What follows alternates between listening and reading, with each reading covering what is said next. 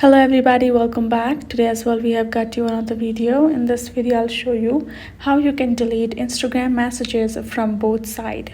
But before that, please do make sure to like our video, subscribe our channel, and yes, without any further delay, let's start. So for that matter, you simply have to open up your Instagram app on your phone. And now simply have to tap on this message icon on top right corner and access a person from whom you would like to delete your message with. In this section, let's go ahead, simply press and hold on that.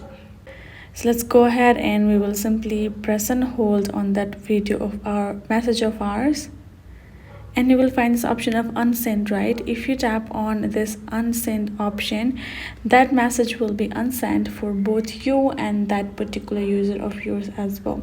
And you can do that to any message you like. All you gotta do is simply press and hold and tap on unsend in the bottom and you're good to go. So that is simply the process. Hope this video was helpful to y'all. Thank you so much for watching.